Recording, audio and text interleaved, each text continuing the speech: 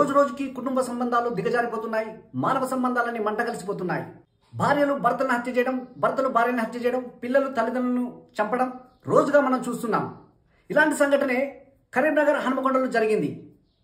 వివరాలకు వెళ్తే ఏంటంటే, కత్తి సురేష్, మౌనిక వీరిద్దరి వివాహం 2015లో జరిగింది.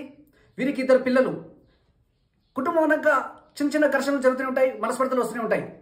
మౌనిక దాన్ని అడ్వాంటేజ్గా తీసుకొని అజయ్ అనే వ్యక్తితో అక్రమ సంబంధాన్ని ఏర్పరచుకొని సురేష్ని చంపించే ప్రయత్నం చేసింది.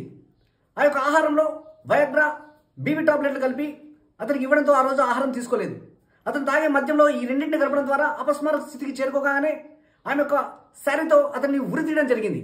ఇది చాలా కలకలం సృష్టించింది కరీంనగర్లో. అదేవిధంగా హన్మకొండలో కూడా అశోక్, యాదలక్ష్మి ఇద్దరు భార్యాభర్తలు, వారికి 4 పిల్లలు. అతను కూడా రోజు మద్యం సేవించేవాడు.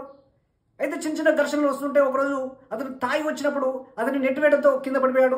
అప్పుడు ఆమె ఆ యొక్క చీరకొంగతో అతని యొక్క గొంతుని గట్టిగా బిగించడం ద్వారా అపస్మార స్థితికి వెళ్ళి చనిపోవడం జరిగింది. ఈ 2 సంఘటనలు చూస్తుంటే మనకు అర్థమవుతుంది ఏంటంటే, రోజు రోజుకి కుటుంబ సంబంధాలన్నీ చాలా బలహీనమైపోతున్నాయి.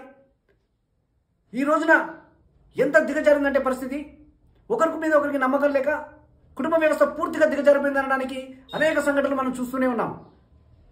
మొన్న ఒక కుటుంబంలో ఒక కొడుకు తండ్రిని చదువుకొని చెప్పినందుకు గొడ్డలతో నరికివేసి అతనే అక్కడ పూడ్చిపెట్టడం జరిగింది. చూస్తుంటే ఈ రోజున పరిస్థితులు ఎంత దిగజారిపోతున్నాయంటే, హిందూ వివాహ వ్యవస్థ, హిందూ కుటుంబ వ్యవస్థ పూర్తిగా దిగజారిపోయిందనడానికి ఇలాంటి సంఘటనలు అనేకంగా జరుగుతున్నాయి.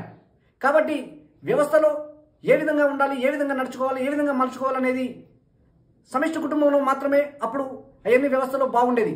ఎప్పుడైతే వేరు కాపురాలు పెట్టారో అప్పటి నుంచి డిజిటల్ టెక్నాలజీ వచ్చిన తర్వాత, సోషల్ మీడియా వచ్చిన తర్వాత కూడా ఎవరికి వారే యమునా తీరైన చందంగా మారిపోయి వ్యవస్థ పూర్తిగా దిగజారిపోయిందనడానికి ఇలాంటి హత్యలు, ఆత్మహత్యలు, మర్డర్లు, కుటుంబం విచ్ఛిన్నం కావడం ఇవన్నీ జరుగుతున్నాయి.